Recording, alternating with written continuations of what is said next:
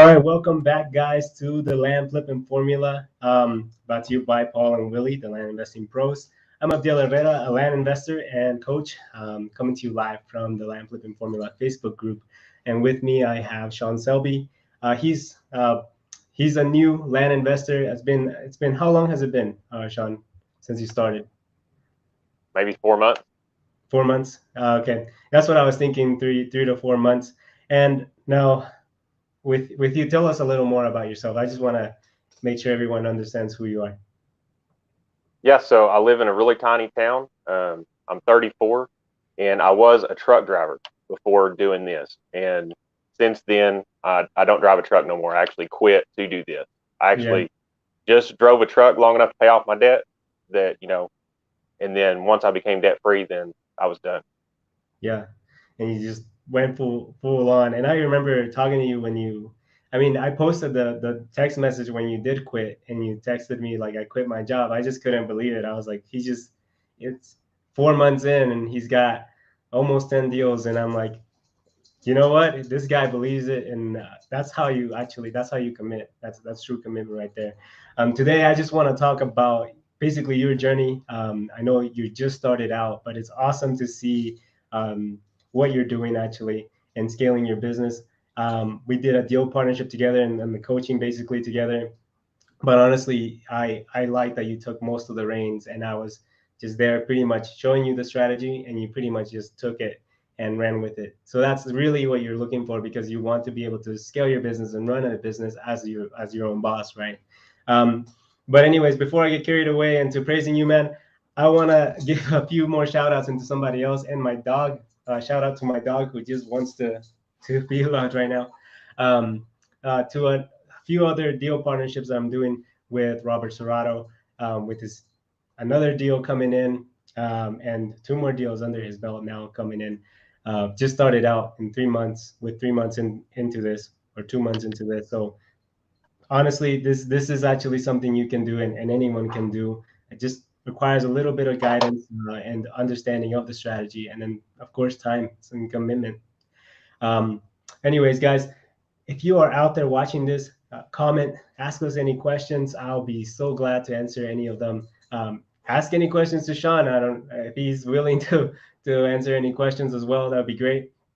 Help me out here, and just let us know that you're out there and you enjoy the content that we provide. Anyways, Shawn, tell me, like, what brought you to land investing? Like, what was it?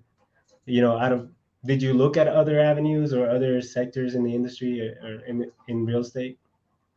Yeah, absolutely. So during the 2 years I was on the truck, I never ever stopped listening to Audible, and I Yeah. got over 200 books on that. And also, I listened to a lot of YouTube videos. I'd create playlists, and then once I'd get on the truck, I'd just push play, and I'd have something to listen to, the whole time, because you might drive, you know, 10 hours a day sometimes. Yeah. Yeah. And I first started thinking about like wholesaling and stuff, but I didn't like that you might have to spend anywhere from $10,000 to $20,000 on letters. Hmm. And to me, that's like a huge gamble. Yeah. There's Yeah. Yeah. there's no guarantee that if you send $15,000 worth of letters for wholesaling houses, that you'll even get one deal. Yeah. Yeah. No, and in the housing market is really competitive too. So you really got to know what you're doing, and the market's got to be splendid, and you got to have a lot of luck too. So that's another Right. thing with this, is there's just the market is everywhere, so you really can do it anywhere from anywhere, and as long as you have the right strategy and know how to do a market analysis, then you pretty much are pretty ready to go. That's pretty cool though. What were some of the people that you listen to? Like, are you Tipster, or do you remember any other bigger pockets? Yeah, I mean, I listened to some of those. I hate bigger pockets. It's just not for me. It's slow paced Yeah. and stuff. Yeah. It is not for me. I liked Willie because Really? it's very fast paced, and that's the way I think. Yeah. Yeah. That's cool. Yeah. And honestly, when I learned about Willie, and Aaron told me more about the strategy, I really just haven't listened to too many other people. But I think when I started out, actually, way before I even learned about land investing, I started getting into more of like money management, because I wanted to obviously get better with my money. And I started listening on uh, to on Spotify to what's his name? Uh, Ramsey. What's his name? Dave Like, Ramsey. yeah, Dave Ramsey, exactly. I just listened to his money management stuff, and I was like, yeah, I need to get better with money. And then I eventually that just led me into finding more about real estate as well, and then just jumping into land investing. But I guess with land investing, how did you find land investing? What was it that like basically told you, yeah, I can definitely do this. Like I can jump in and just like start. And what prompted you to like reach out and so on? I guess I can't even remember exactly which one I heard because I have literally listened to all of them, like the Land Geek, the Land Academy, you Yeah, name it, I've heard them. yeah, But like the Land Geek is just all about like financing, owner financing and stuff, and I just wasn't thrilled about that. And to be honest, he actually it seemed harder when I listened to Mhm. them versus when I listened to y'all. I mean, Willie is just like, just do it, no excuses. It's Yeah, super easy, and the way he makes it sound so easy is what made me want to do it because I had yeah, to be able to do something from the truck on a laptop, and that was all I had. yeah. Yeah, it's actually very doable. Yeah, and I think that's actually the biggest thing that brought me in too, was basically that you could do it from anywhere. And I was doing college at the time, so just doing it part time as well. Working and college and doing trying to figure out land investing too. But my guy, like when we were talking on the phone, um, I remember we were talking about the deal partnership and about starting it, and you were pretty hesitant, and you basically told me like to sell you, like you were just like sell me, you gotta sell me on this because honestly, obviously you're not just gonna trust anyone, so I honestly don't like to try to sell people on this, so it's just not. I try to be more of a coach and give you the information that you need so you can make a an intelligent decision. Um, but I guess like what pushed you over? I guess like what made you just just say yes? I mean, I guess what was one of your biggest fears? I mean, I think that's probably one of the best questions that I can ask right now. So my biggest fear was, so I've had businesses before where I Mhm. already know, like I've had a tree service before, Yeah, and I already sometimes you might spend $2,000 a month on marketing, and there's zero guarantee you get anything. And so my biggest hesitancy yeah, was how much am I going to have to spend in marketing because I was scared of testing. That's what I was so scared of. mhm. And so basically, I was just looking for you to transfer your confidence to me. When I asked you to sell Yeah, me, it was literally like, yeah. hey, just you're Just confident. You build have to give me that confidence. confidence. Yeah, yeah, and honestly, I'm glad you jumped in because I think you were one of the people that was like super easy to work with and actually pretty inspirational to me, because you really just took it and ran with it. Like you didn't really stop at all. I didn't see anything stop you as much. Um, and even with the truck driving, I was just like, this guy is driving and still doing land investing, and it just shows truly if you put your mind to it, you put the time aside, and learn how to do this, you can do it, pretty much, right? Now, when you were starting out, we were doing some market analysis and we were choosing an area. And your first letter campaign, can you tell us more about the deals that came from it? Um, Basically, just how many deals so far are you in right now? Okay, so there's a lot to that. Okay, Yeah. so is what I did was I sent like 865 letters to the first Hmm. area. Okay. And Yeah. keep in mind where I'm investing, you could literally in tiny areas, like just however many square miles, you could literally send 15,000 letters with zero Yeah. effort. I Yeah. mean, I there's remember. there's so many properties there. Yeah. A lot So of it. yeah, so I just looked at and I just tried to get within my budget. My original budget was going to be like 3K properties somewhere in that, and so I sent like 865 letters, and it seemed like it was taking too long to get a response. Hmm. And so then I sent another like 860 letters. So there's, approximately 1,800 letters out. And I ended up getting 5 deals out of that. However, um, just one guy alone had 22 properties that I could pick from. And there was another person who had 2 properties. I bought both of those from him. Yeah. And I mean, there was a lot of stuff like that. Yeah, I think there was one guy who had like, yeah, he said like 22 properties or something like that he had available, and he wanted you to like check Yep. them out and buy it. Right? That's a really big bulk deal. How did you determine like what was like right and what was the reason why you didn't choose some of those properties? I guess because there was a lot. I remember.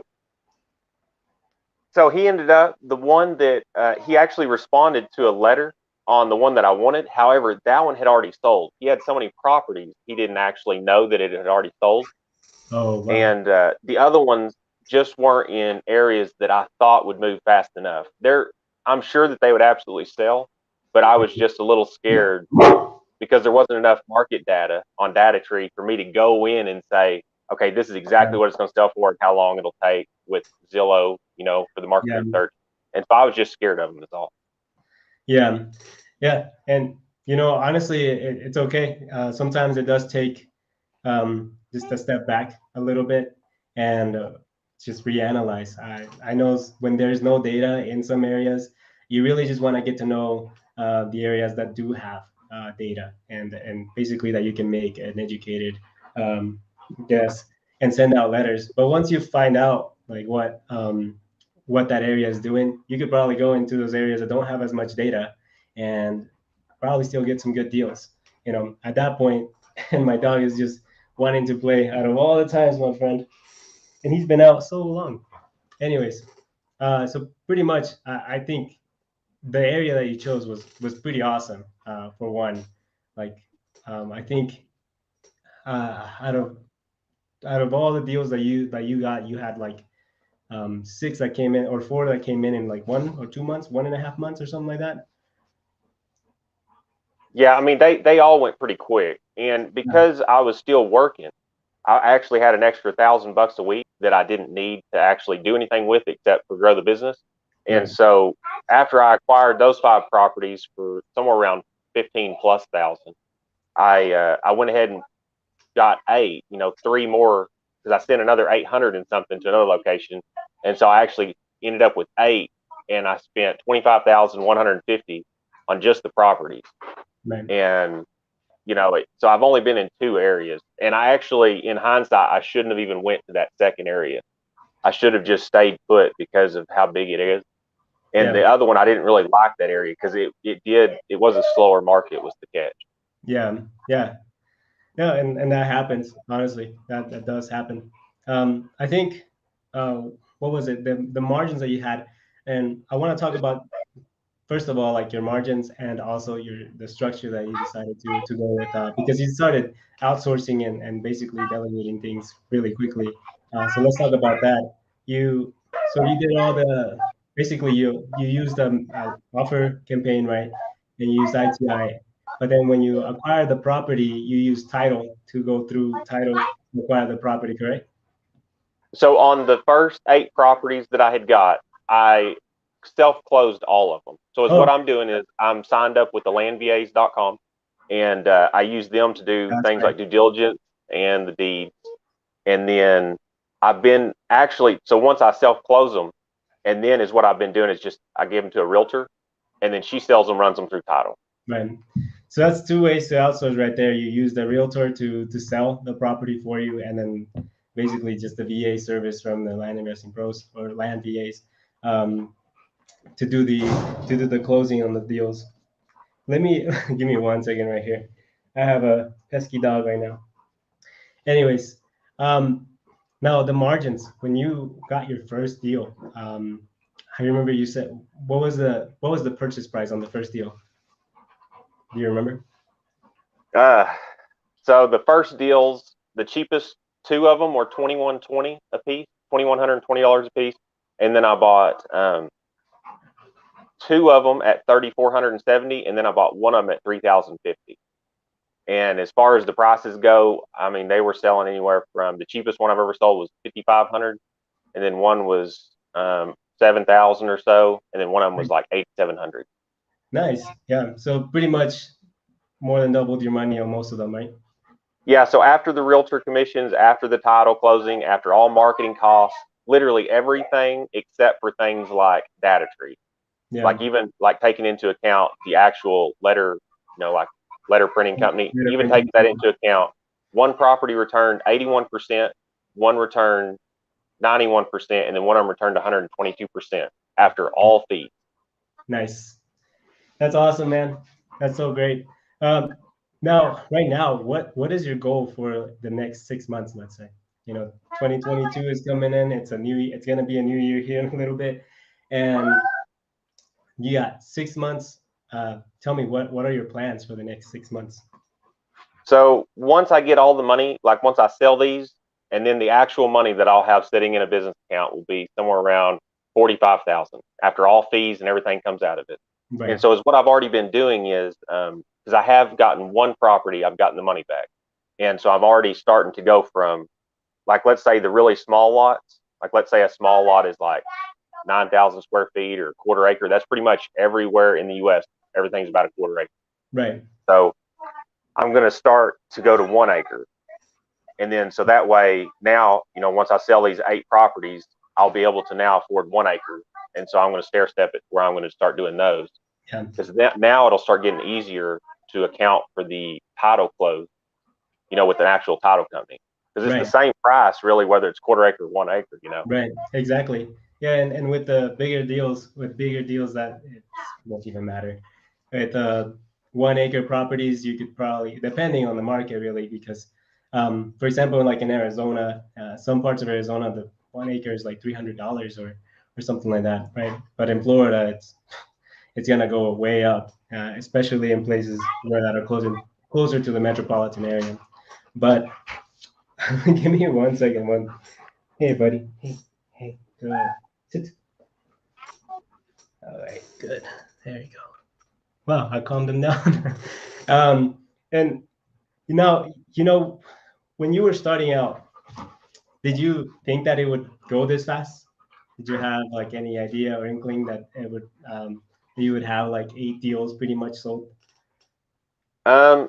within like? So I'm not shocked at all, and that's because I literally took during 6 months I was saving a lot towards 401ks, and so I actually used some 401ks, and so that's how I started with 25 grand. But then, of course, as what I was doing was still working, and then I kept paying for all the expenses out of it. So, in my mind, I was like, well, this is going to go fast because I'm going to dump money on it. And when you have a business and you dump some cash on it, that's like throwing gas on a fire. Right. Exactly. So I never even did anything without the VAs. Literally, I signed up for the VAs before I even had closed on properties yet. Well, that's honestly, I think that's the fastest anyone has outsourced with me. Like, because most people, they don't come in with that mindset. I think they see it as a side hustle most of the time. And honestly, that's fine. But you can do a lot more in this, yeah, as you can see, right? And that's the big takeaway, I think, from like your story and your journey, is that you can do this full time, and you can pretty much just work from home. And by the way, how is it working from home? How are you liking basically just being a land investor? Yeah, I mean, if I actually told you how much time I spend on this, it's ridiculous. It's nothing. Because keep in mind, like the phone rings, like when they get the letter, like the letter company sends the letters. I don't do that. I just have to research and then that's it. And then what happens is they call, the receptionist. So I don't even answer the phone. And then all I do is, it's usually like a 2-minute conversation because the receptionist will tell me by email if they're accepting the offer or not. So I don't call back the people that are mad. I just literally call back people that accept it and then get everything set up. I mean, it's only like, an hour or two to get a property in all reality, Yeah, it doesn't take that long at all. What does take long is to train a dog how to not misbehave. I don't know why he's so angsty right now. He's been outside like twice, more actually. But anyways, Shawn, thank you so much as well as for giving you oh my goodness, coach, calm down. Sit, buddy. Hey, chill. We'll go outside again, okay? All right. Awesome. Well, this dog. Anyway, Shawn, thank you so much for taking the time to tell us more about your journey. Tell us more about basically your approach to land investing. Obviously, it just takes some guidance and some basically just some understanding and honestly just commitment. Just go out there and do it. I know it can be a lot of fears. And by the way, I mean, what helped you overcome some of the fears? Like you said you knew what to expect, but were there any? You said you had some fears and so on. What were they, and how did you overcome them? Literally, the only thing that I was worried about was how much money am I going to have to test with sending letters. And Okay. in all reality, I have sent letters aside from those because I have tried sending offers that are high value. Like some of the Yeah. offers I've sent are over 40,000, Yeah. and I've been trying to do those, and I actually haven't been successful on those yet. And Yeah. so, because once you do try to start sending out offers for anywhere from 30 to 100,000, you're not going to get an offer 1 in 300 like I am these other ones, you know. No, not with the And big deals. The big deals take a lot more right, time. Honestly, it's a different market whatsoever. And I think that's what a lot of people don't understand. I think they think you could just send out letters to whatever size and whatever price and so on. But it's not that easy. You does take a little bit of understanding of market analysis to really send out a good offer. And then just it's a numbers game, so you gotta just be patient, right?